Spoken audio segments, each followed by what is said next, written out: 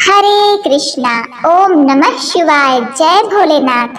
आप सभी भक्तों का दिन शुभ और मंगलमय हो।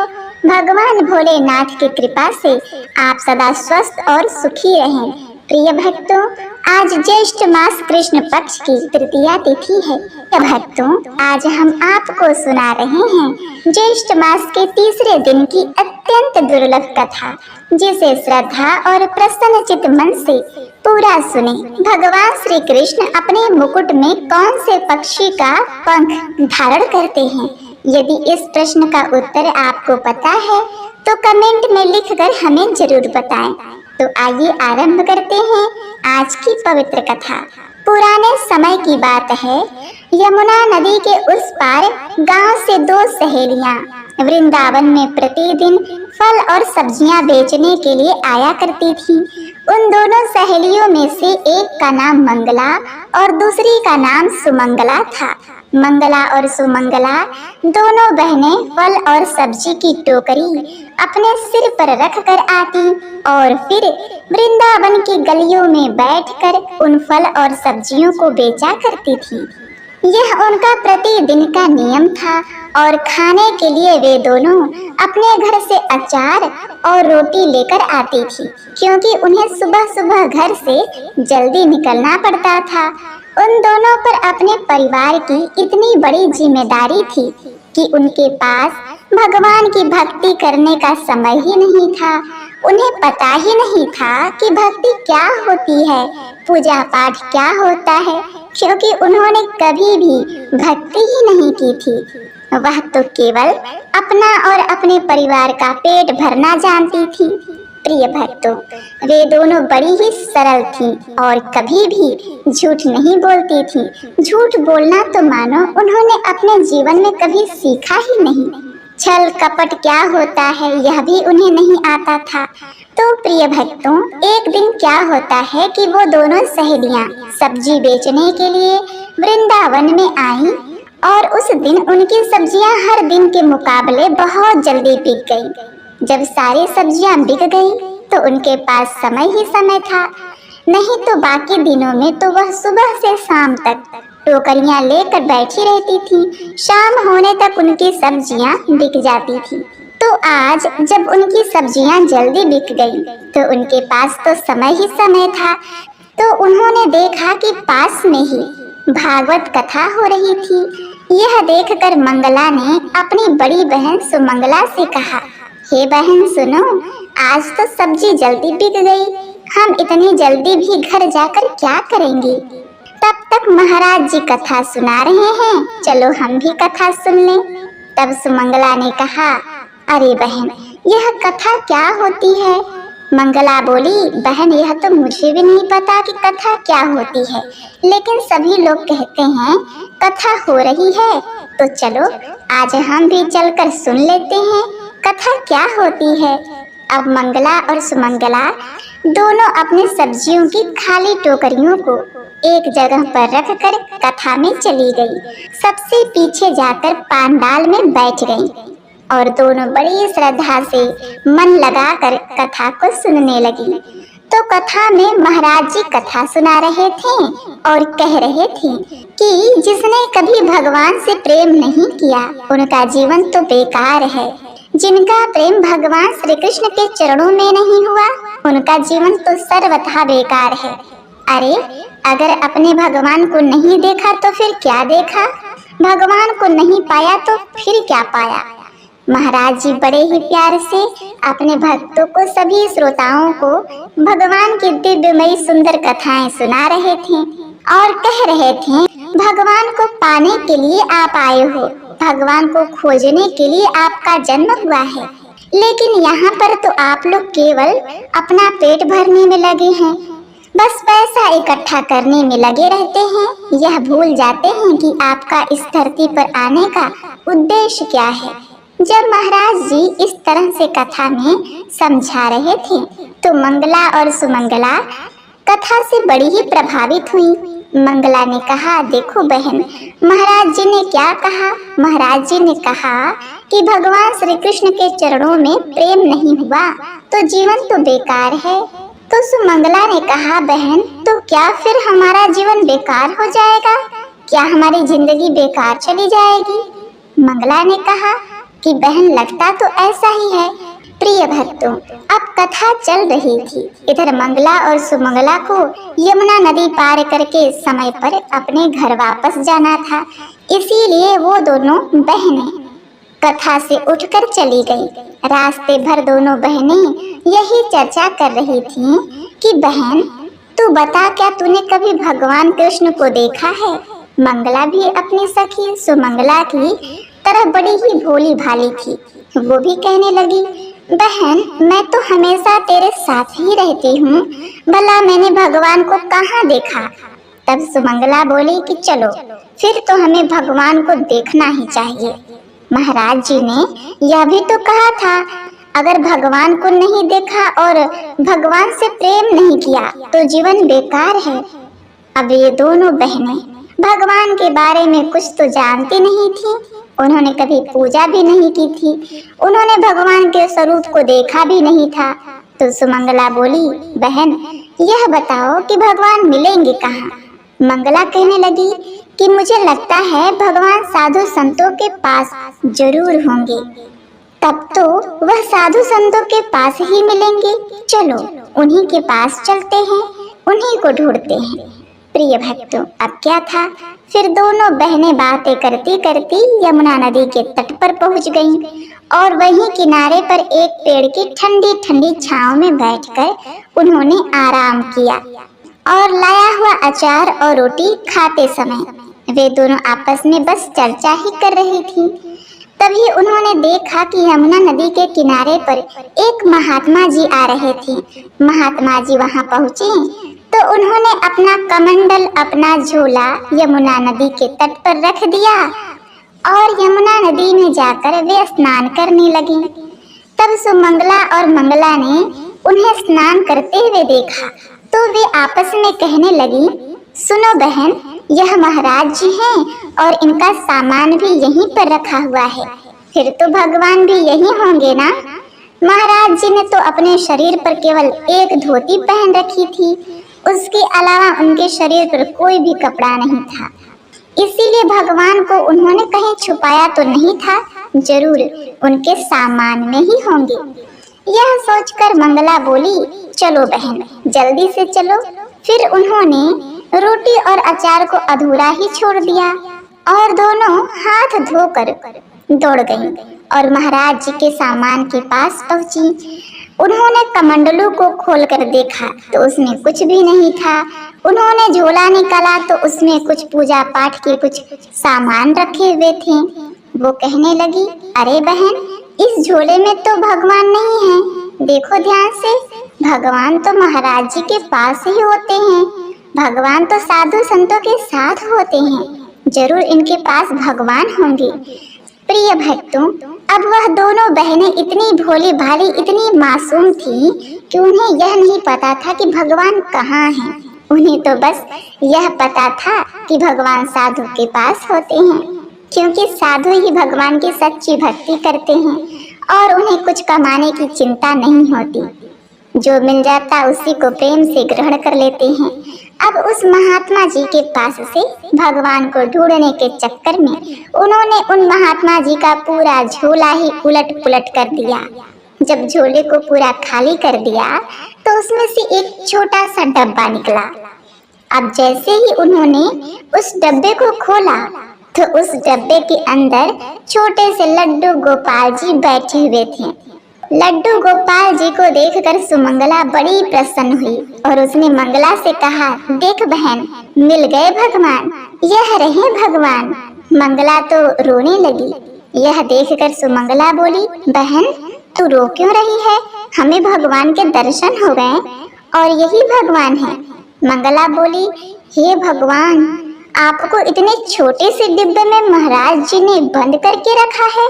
हमें तो ऐसा लगा कि महाराज जी भगवान को जरूर डराते धमकाते हैं। देखो तो सही, भगवान का पांव भी टेढ़ा हो गया है। मंगला बोली, हे प्रभु, अभी महाराज जी नदी में स्नान करने गए हैं, आपको डरने की बिल्कुल जरूरत नहीं है। आप एक काम करो, थोड़ी देर तक, जब तक हम दोनों बहनें यहाँ पर आपके पास हैं, आप पाँव सीधा कर लो। आपको डरने की बिल्कुल भी जरूरत नहीं, आपको कोई भी नहीं डांटेगा।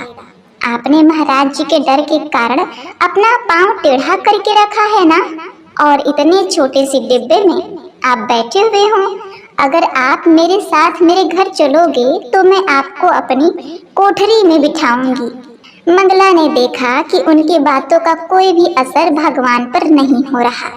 उन्होंने अब भी अपना पाँव टेढ़ा ही करके रखा हुआ है। तो वो कहने लगी कि लगता है भगवान कुछ ज्यादा ही डरे हुए हैं। सो मंगला ने कहा कि लाओ हम इनका पाँव सीधा कर देते हैं। फिर तो वह लड्डू गोपाल जी से बोली कि हे प्रभु, चलिए हम आपका पाँव सीधा कर देते हैं, आप तो खुद पाँव सीधा नहीं कर सकते। ऐसा कहते हुए सुमंगला ने भगवान को पकड़ा और उनका पाँव पकड़कर धीरे धीरे सहलाने लगी और फिर कहा, हे भगवान, आपको डरने की कोई जरूरत नहीं। महाराज जी अभी तक स्नान कर रहे हैं, तब आप अपना पाँव सीधा कर लो। पता नहीं आपने कब से अपना पाँव मोड़ रखा है। अगर आप पाँव सीधा कर लोगे तो आपको भी अच्छा लगेगा। जब सुमंगला ने उनका पाँव सीधा करने का प्रयास किया तो भगवान उसकी सहजता, उसकी भक्ति और सरलता पर रीझ गए। ना जाने कौन से गुण पर दयानिधि रीझ जाते हैं। भगवान उस मंगला और सुमंगला की सरलता और मासूमियत पर रीझ गए। वे उसकी सरल भक्ति से बड़े प्रसन्न हुए। अब भगवान रीझे तो सुमंगला ने पाँव पकड़कर और भी बढ़िया से मालिश करना शुरू कर दिया। अब तो लड्डू गोपाल जी ने अपना पाँव सीधा कर लिया। अब एक पाँव तो सीधा हो गया, लेकिन दूसरा पाँव अभी भी मुड़ा हुआ था। तो दूसरी सहेली ने उनका दूसरा पाँव उसे भी सहलाकर और मालिश करके सीधा करने का प्रयास किया। अब तो भगवान छोटे से बड़े हो गए। जो पाँव अभी तक टेढ़े थे वह पाँव भी सीधे हो गए। मंगला और सुमंगला ने ठाकुर जी को खड़ा कर दिया और उनके पास खाने के लिए जो अचार रोटी बची हुई थी तो उन्होंने भगवान से कहा, हे प्रभु, हमें लगता है कि आप भूखे भी होंगे, आप खाना खा लीजिए। तो भगवान उनके प्रेम में रीझ कर उनकी बची हुई बासी रोटी और अचार भी खाने लगे। लड्डू गोपाल जी का मुंह खुला और दोनों बहनों ने प्रेम पूर्वक भगवान जी को बारी बारी से भोजन खिलाया। भगवान उनकी तरफ देखकर मंद मंद मुस्कुराते भी जा रहे थे और खाते भी जा रहे थे। मंगला और सुमंगला बड़े प्रेम पूर्वक उन्हें खिला रही थी। तब तक महाराज जी स्नान करके वहां आ गए। देखा तो दोनों कन्याएं झोले के पास खड़ी हुई हैं। तो महाराज जी दौड़े दौड़े आए और बोले, तुम कौन हो? क्या तुम चोर हो? तुम मेरे पास क्या चुराने आई हो? उन दोनों सहेलियों को अपने पास खड़ा देखकर महाराज जी जोर जोर से चिल्लाने लगे, चोर चोर चोर, पकड़ो पकड़ो पकड़ो। अब तो मंगला और सुमंगला दोनों बोली कि बहन भागो यहाँ से। फिर दोनों बहनें भगवान से बोली, देखो प्रभु जी, आप ठीक हैं, हम जा रहे हैं, उसके बाद आपसे बाद में मिलेंगे। आपके दर्शन हमें दोबारा पता नहीं कब होंगे। ऐसा बोलकर वे दोनों बहनें लड्डू गोपाल जी को प्रणाम कर उन्हें वहीं छोड़कर अपनी अपनी टोकरियां उठाकर तुरंत वहां से भाग गईं। अब तो महाराज जी बड़े क्रोधित हुए। उन्होंने देखा कि उनके थैले का सामान तो सारा नीचे पड़ा हुआ था और उनका पैसा दूर पड़ा हुआ था। उन्होंने अपने थैले को उठाया। महाराज जी ने सारा सामान समेटा और जब लड्डू गोपाल जी का डिब्बा देखा तो डिब्बा खुला हुआ था, लेकिन भगवान नजर नहीं आ रहे थे। उन्होंने यहाँ वहाँ इधर उधर नजरें दौड़ाई तो देखा लड्डू गोपाल जी तो बालू के रेत में पड़े हुए थे। अब जैसे ही महाराज जी की दृष्टि लड्डू गोपाल के पाँव पर पड़ी तो वे सीधे थे। उनके पाँव तो पहले मुड़े हुए थे लेकिन अब सीधे हैं। यह देखकर महाराज जी लड्डू गोपाल जी के चरणों में गिर पड़े, कहने लगे, हे नाथ, हे प्रभु, यह आपकी क्या लीला है। तभी मंगला ने दूर से आवाज लगाई, महाराज जी, भगवान को इतना डराना मत। आपने इन्हें डराकर जो रखा था यह टेढ़ा पांव करके बैठे थे और हम दोनों बहनों ने इनके पांव को सीधा कर दिया है। अब उनके पांव टेढ़े मत करना, नहीं तो उन्हें बड़ा कष्ट होगा। मंगला दूर से ऐसा कहकर चली गई और वह साधु महाराज तो मंगला और सुमंगला को जाता देखते रह गए। जब उन्हें कुछ स्मरण हुआ तो वह दूर से चिल्लाकर कहने लगे, अरे बेटी रुक जाओ, मुझे अपने चरणों की धूल तो ले लेने दो। लेकिन मंगला और सुमंगला रुकी नहीं। वो दोनों सखियां चली गईं, क्योंकि उन्हें ऐसा लग रहा था कि कहीं महाराज जी हमें पकड़कर हमें मारे ना। आपकी सेवा करते करते मेरी तो सारी उम्र निकल गई, लेकिन आपका पांव मैं कभी सीधा नहीं कर पाया, कभी आपको भोग लगा नहीं पाया।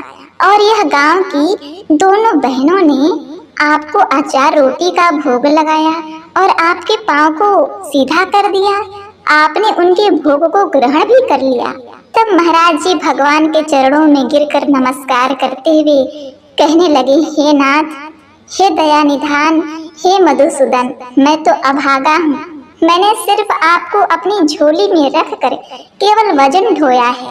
जैसा प्रेम उन दोनों कन्याओं ने किया, उतनी सरलता और सहजता तो मेरे भीतर कभी आ ही नहीं सकती। शायद इसी कारण आपने मुझे कभी दर्शन नहीं दिए। तो प्रिय भक्तों, अगर भगवान को सच्चे मन से याद किया जाए, सच्चे मन से निष्कपट भाव से भगवान की भक्ति की जाए, तो भगवान किसी न किसी रूप में अपने भक्तों को दर्शन जरूर देते हैं। यदि आपको भी ऐसा लगता है कि कभी न कभी भगवान ने आपकी सहायता की है, आपका मार्गदर्शन किया है, आपको वो कभी न कभी किसी न किसी रूप में मिले थे, तो कमेंट बॉक्स में जय श्री कृष्ण लिखकर जरूर बताइएगा। तो प्रेम से बोलिए, ओम नमो भगवते वासुदेवाय नमः। प्रिय भक्तगणों, आइए अब सुनते हैं बृहस्पतिवार के दिन सभी संकटों से रक्षा करने वाली गजेंद्र मोक्ष की कथा। इस कथा को पढ़कर सुनकर भक्तों ने अपने कर्जों और कष्टों से मुक्ति पाई है। तो आइए गजेंद्र मोक्ष कथा का आरंभ करते हैं। श्रीमद् भागवत पुराण के 18वें स्कंद में गजेंद्र मोक्ष कथा का वर्णन किया गया है, जिसमें स्वयं भगवान श्री कृष्ण जी कहते हैं कि जो मनुष्य नित्य भक्ति भाव से इसका पाठ और श्रवण करेगा, उसके लिए इस जगत में कुछ भी प्राप्त करना असंभव नहीं। मनुष्य समस्त पापों से मुक्त हो जाता है, उसके सभी कष्टों और विघ्नों का विनाश हो जाता है और शरीर त्याग करने के पश्चात उसे कभी नरक नहीं जाना पड़ता। ऐसा भगवान श्री कृष्ण जी का वचन है। आपसे निवेदन है कि वीडियो को लाइक करके कथा सुनने से पहले कमेंट में जय श्री कृष्णा अवश्य लिखें और वीडियो को अधिक से अधिक लोगों को शेयर करिएगा, जिससे उन्हें इसका लाभ प्राप्त हो सके। भगवान श्री कृष्ण जी की कृपा से आपकी समस्त मनोकामनाएं पूर्ण हो गई। क्षीर सागर में 10,000 योजन ऊंचा एक त्रिकुट नाम का एक पर्वत था। उस पर्वत के निकट घने जंगल में बहुत सी हथनियों के साथ एक गजेंद्र नाम का हाथी निवास करता था। वह सभी हाथियों का सरदार था। एक दिन वह उसी पर्वत पर अपनी पत्नियों के साथ बड़े बड़े झाड़ियों और पेड़ों को रौंदता हुआ घूम रहा था। उसके पीछे पीछे हथनियों के छोटे छोटे बच्चे तथा हथनियां घूम रही थी। बड़े जोर के धूप के कारण वह तथा उसके समस्त साथी प्यास से व्याकुल हो समीप के एक सरोवर से पानी पीकर अपनी प्यास बुझाने लगे। प्यास बुझाने के बाद वह सभी हथनियों और अपने साथियों के साथ स्नान कर जल की ड्रा करने लगा। उसी समय एक बलवान मगरमच्छ ग्राह ने उस गजराज के पैर को अपने मुंह में दबोच लिया और उसे बलपूर्वक पानी के भीतर खींचने लगा। गजेंद्र ने तत्काल अपनी पूरी शक्ति लगाकर स्वयं को छुड़ाने का प्रयास किया, परंतु असफल रहा। उसके साथियों ने भी उसकी सहायता करने का पूर्ण प्रयास किया, परंतु कोई भी सफल ना हो सके। जीवन मरण का यह संघर्ष निरंतर चलता रहा। प्रिय भक्तों, गजेंद्र स्वयं को बाहर बार बार खींचने का प्रयत्न किया करता था और ग्राह उसे भीतर खींच लेता था। उन दोनों के संघर्ष के कारण सरोवर का निर्मल जल मैला हो गया और सभी कमल दल भी छत विछत हो गए। समस्त जल जंतु व्याकुल हो उठे। गजेंद्र और ग्राह का संघर्ष निरंतर चलता रहा। अंततः गजेंद्र का सामर्थ्य क्षीण होने लगा और उसका शरीर शिथिल पड़ गया। अब उसके शरीर में शक्ति और मन में उतना उत्साह नहीं रहा, परंतु जलचर होने के कारण ग्राह की शक्तियों में कोई कमी नहीं आई। उसकी शक्ति बढ़ गई थी। वह बड़े ही उत्साह से अत्यधिक शक्ति लगाकर गजेंद्र को खींचने लगा। सभी प्रकार से असमर्थ गजेंद्र के प्राण संकट में पड़ गए। उसकी शक्ति और पराक्रम का अहंकार चूर हो गया, पूर्णतया निराश हो गया।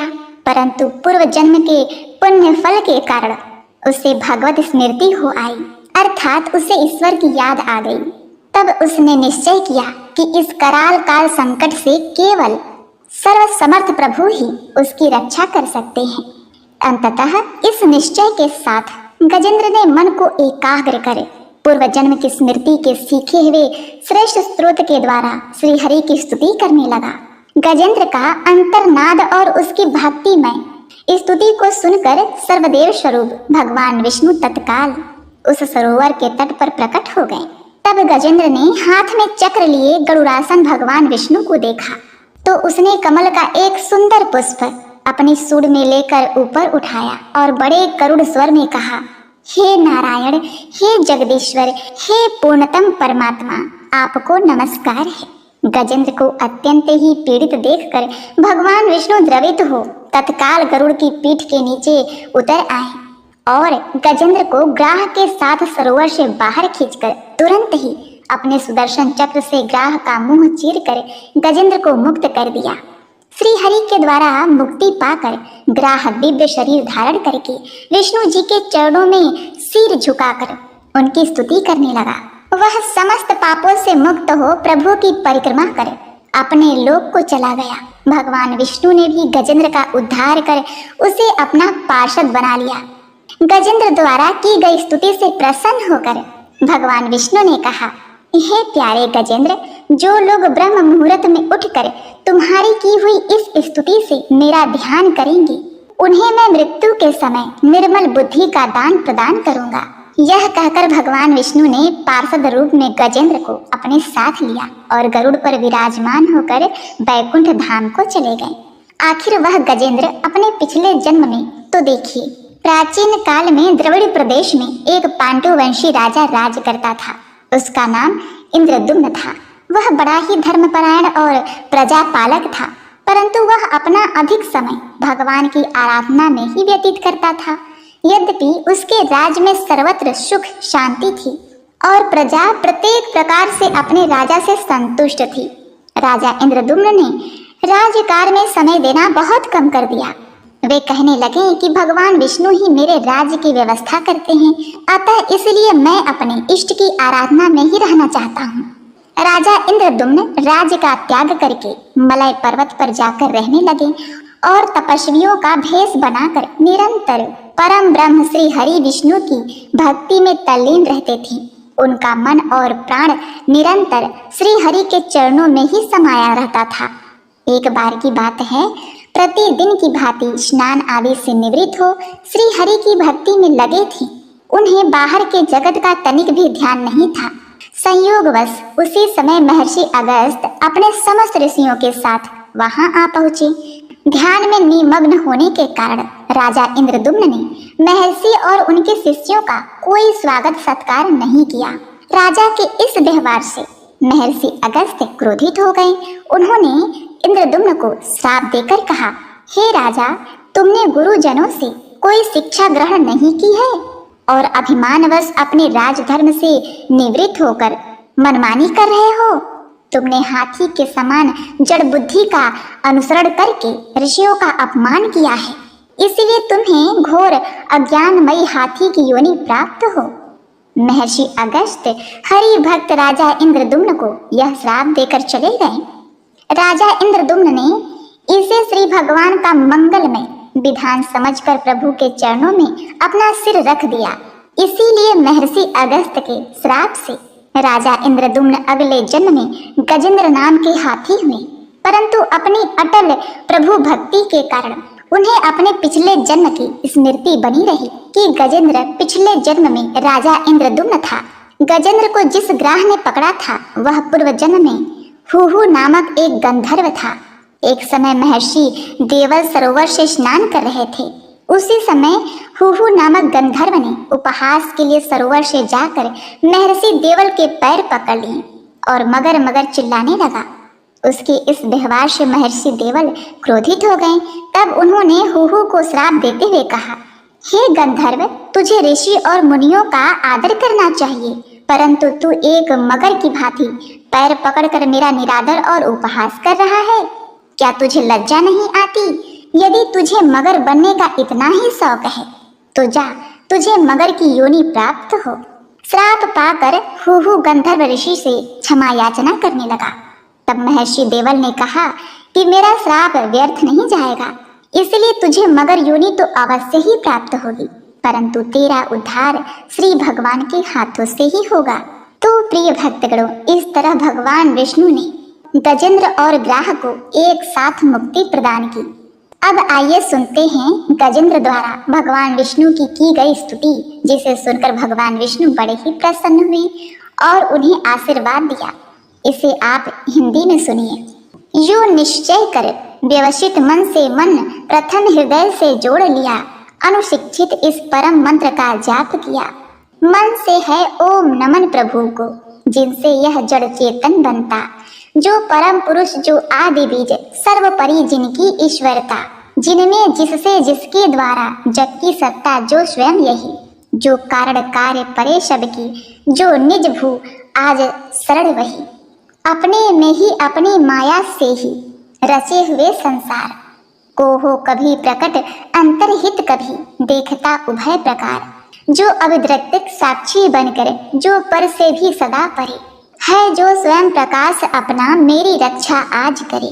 लोक लोकपालों का इन सबके कारण का भी संहार कर देता, संपूर्ण रूप से महाकाल का कठिन कुठार। अंधकार तब छा जाता एक गहन गंभीर अपार, उनके पार चमकते जो विभु, वे में मुझको आज संभार। देवता तथा ऋषि लोग उन्हें जिनके स्वरूप को जान सके, फिर कौन दूसरा जीव भला जो उनको कभी बखान सके। जो करते नाना रूप धरे, लीला अनेक नटतुल्य रचा, है दुर्गम जिनका चरित सिंधु, वे महापुरुष ले मुझे बचा। जो साधु साध्वी सर्व सुहृदय वे, मुनिगण भी जब संग छोड़, सब केवल मात्र आत्मा का सब भूतों से संबंध जोड़। जिनके मंगलमय पद दर्शन की इच्छा से वन में पालन करते, अलोक व्रत का अखंडन, वे ही हैं मेरे अलंबन। जिनका होता है जन्म नहीं, केवल होता भ्रम से प्रतीत, जो कर्म और गुण दोष तथा जो नाम रूप से हैं अतीत। रचनी होती जब सृष्टि, किंतु जब करना होता उनका लय, तब अंगीकृत कर लेता इन धर्मों को वह यथा समय। उस परमेश्वर, उस परम ब्रह्म, उस अमित शक्ति को नमस्कार, जो अद्भुत कर्मा, जो अरूप फिर भी लेता बहुरूप धार। परमात्मा जो सबका साक्षी, उस आत्मदीप को नमस्कार, जिस तक जाने में पथ में ही जाते वाणी मन चीर हार। बन सतो गूढ़ी सुनिवृत्ति मार्ग से पाते जिनको द्विजजन, जो सुख स्वरूप निर्माण जनित, जो मोक्षापति उसे नमन। जो शांत घोर जड़ रूप प्रकट होते, तीनों गुण धर्मधार, उन सौम्य ज्ञान घन निर्विशेष को नमस्कार है नमस्कार। सबके स्वामी सबके साक्षी क्षेत्रज्ञ तुझे है नमस्कार। हे आमूल्य, हे मूल प्रकृति, हे पुरुष नमस्ते बार बार। इंद्रिय विषयों का जो दृष्टा, इंद्रियानुभव का जो कारण, जो व्यक्त असत की छाया में, हे सदाभास है तुझे नमन। सबके कारण निष्कारण भी, हे विकृति रहित सबके कारण, तेरे चरणों में बारंबार है नमस्कार मेरा अर्पण। सब श्रुतियों शास्त्रों का सारे जो केवल एक अगाध मिलय, उस मोक्ष रूप को नमस्कार, जिसमें पाते सज्जन आश्रय। जो ज्ञान रूप से छिपा गुणों के बीच, काष्ठ में यथा अनल अभिव्यक्ति चाहता मन जिसका, जिस समय गुणों में हो हलचल। मैं नमस्कार करता उनको जो स्वयं प्रकाशित हैं उनमें। आत्मालोचन करके न रहे जो विधि निवेश के बंधन में, जो मेरे जैसे स्मरण जीवों का हरता है बंधन। उस मुक्त अमित करुणा वाले आलस्य रहित के लिए नमन। सब जीवों के मन के भीतर जो है प्रत्यक्ष चेतन, बन अंतर्यामी हे भगवान, हे परिचिन्न है तुझे नमन। जिसका मिलता है सदा नहीं उन लोगों को जो सदा रमे, लोगों में धन में मित्रों में अपने में पुत्रों में घर में, जो निर्मल जिसका हृदय बीज जन आसक्त करते चिंतन। हे ज्ञान रूप हे परमेश्वर हे भगवान तेरा तुझे नमन। जिसको मोक्ष सर्वार्थ काम की इच्छा वाले जन भज कर वांछित फल को पा लेते हैं, जो देते तथा अयाचित वर भी अपने भजने वालों को कर देते उसकी देह अमर। ले वे ही आज उबार मुझे इस संकट से करुणा सागर, जिनके अनन्य जन धर्म अर्थ या काम मोक्ष पुरुषार्थ सकल की चाह नहीं रहते मन में, जिनकी बस इतनी रुचि केवल अत्यंत विलक्षण श्री हरि के जो चरित परम मंगल सुंदर आनंद सिंधु में मग्न रहे, गा गाकर उसको निशिवार। जो अविनाशी जो सर्वव्याप्त सबका स्वामी सबके ऊपर, अव्यक्त किंतु अध्यात्म मार्ग के पथिकों को जो है गोचर। इंद्रजीत अति दूर सदृश जो सूक्ष्म तथा जो है अपार, कर बखान में आज रहा उस आदि पुरुष को ही पुकार। उत्पन्न वेद ब्रह्मादि देव लोक सकल चर और अचर, होते जिसकी बस स्वल्प कला से नाना नाम रूप धर कर। जो ज्वलित अग्नि से चिंगारी, जो रवि से किरणें निकल निकल फिर लौट उन्हीं में जाती है। गुण कृति प्रचंच उस भांति सकल, मन बुद्धि सभी इंद्रियों तथा सब विविध योनियों वाले तन का जिनसे प्रकट हो, जिनमें हो जाता है पुनरावर्तन। वह नहीं देव वह असुर नहीं, वह नहीं देव वह असुर नहीं, वह नहीं मत्स्य वह क्लीब नहीं, वह कारण अथवा कार्य नहीं, गुण कर्म पुरुष या जीव नहीं। सबका कर देने पर निषेध, जो कुछ रह जाता शेष वही, जो है अवशेष हो प्रकट आज हर ले मेरा सब क्लेश वही।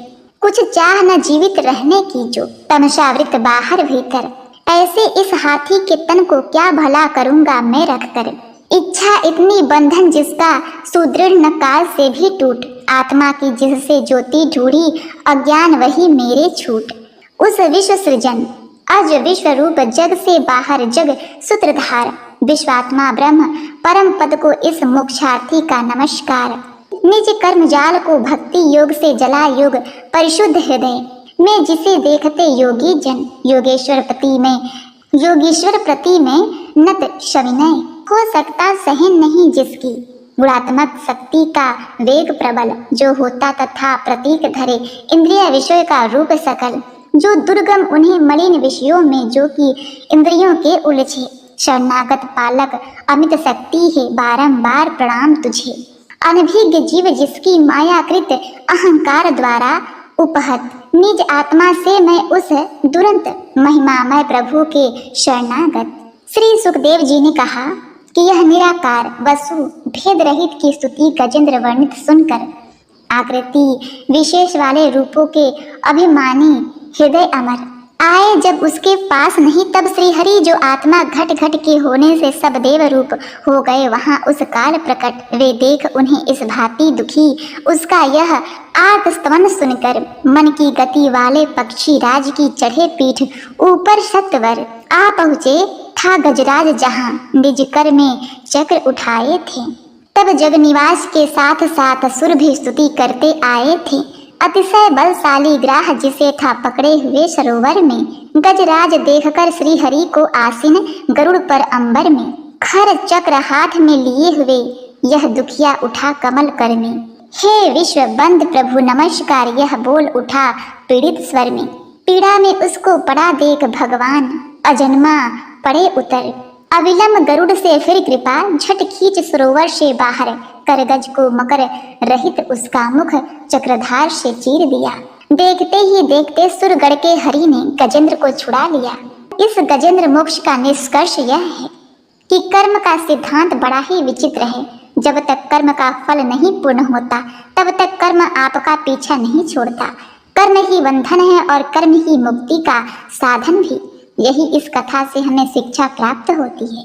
मानव को किसी भी परिस्थिति में ईश्वर को नहीं भूलना चाहिए, क्योंकि जो ईश्वर को नहीं भूलता, ईश्वर भी उसे नहीं भूलते और वो संकट में पड़ने पर सहायता अवश्य करते हैं।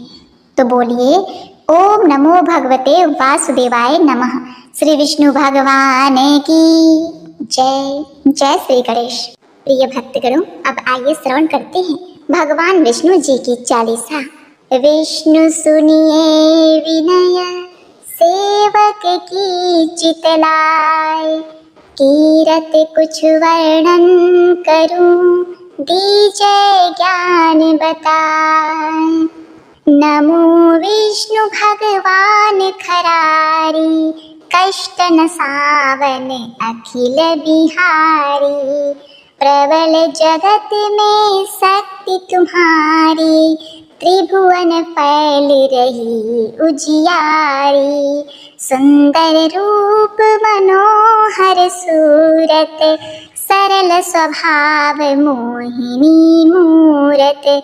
तन पर पीतांबर अति सोहत, बैजंती माला मन मोहत। शंख चक्र कर गदा विराजे, देखत दैत्य असुर दल भाजे।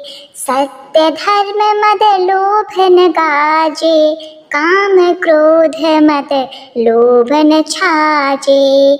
संत भक्त सज्जन मनरंजन, दनुज असुर दुष्टन दल गंजन। सुख उपजाय कष्ट सब भंजन, दोष मिटाय करत जन सज्जन। पाप काट भव सिंधु उतारण, कष्ट नाश कर भक्त उबारण। करत अनेक रूप प्रभु धारण, केवल आप भक्ति के कारण। धरणी धेनु बन तुम ही पुकारा, तब तुम रूप राम का धारा। भार उतार असुर दल मारा, रावण आदिक को संहारा। आप बराह रूप बनाया, हिरणाक्ष को मार गिराया। धर्मत्स तन सिंधु बनाया, 14 रतन को निकलाया। अखिल असुरन द्वंद्व मचाया, रूप मोहिनी आप दिखाया। देवन को अमृत पान कराया, असुरन को छवि से बहलाया।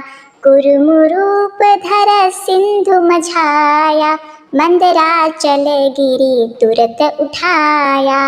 शंकर का तुम फंद छुड़ाया, भस्मासुर को रूप दिखाया। वेदन को जब असुर डुबाया, कर प्रबंध उन्हें छुड़वाया।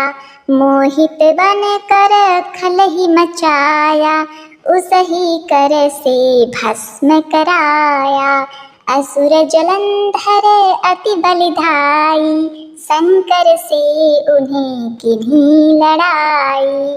हार पार शिव सकल बनाई, किन सती से छल खल जाई। सुमिरन कीन्हीं तुम्हें शिवरानी, बतलाई सब विपत कहानी। तब तुम बने मुनीश्वर ज्ञानी, वृंदा की सब सूरत भुलानी। देखत तीन दनुज सैतानी, वृंदा आय तुम्हें लपटानी। हो स्पर्श धर्म क्षति मानी, हना असुर उर शिव शैतानी। तुमने ध्रुव प्रहलाद उबारे, हिरणाकुश आदिक खल मारे। गणिका और अजामिल तारे, बहुत भक्त भव सिंधु उतारे। हरहु सकल संताप हमारे, कृपा करहु हरि सिरजनहारे। दिखहु मैं निज दरस तुम्हारे, दीन बंधु भक्तन हितकारे। चाहता आपका सेवक दर्शन, करहु दया अपनी मधुसूदन। जानू नहीं योगे जब पूजन, होय यज्ञ स्तुति अनुमोदन। शील दया संतोष सुलक्षण, विदित नहीं व्रत बोध विलक्षण। करहु आपका किस विधि पूजन, कुमति बिलोक होत दुख भीषण। करहु प्रणाम कौन विधु सुमेरन, कौन भांति मैं करहु समर्पण। सुर मुनि करत सदा सेवकाई, हर्षित रहत परम पद पाई। दीन दुखित पर सदा सहाई, निज जन जान लेव अपनाई। पाप दोष संताप नशाओ, भव बंधन से मुक्त कराओ। सुख संपत्ति दे सुख उपजाओ, निज चरणन का दास बनाओ। निगम सदा ये विनय सुनावे, पढ़े सुने सो जन सुख पावे। बोलिए श्री विष्णु भगवान की जय, श्री लक्ष्मी माते की जय, श्री तुलसी शालिग्राम भगवान की जय। ओम नमः शिवाय। हरे कृष्णा।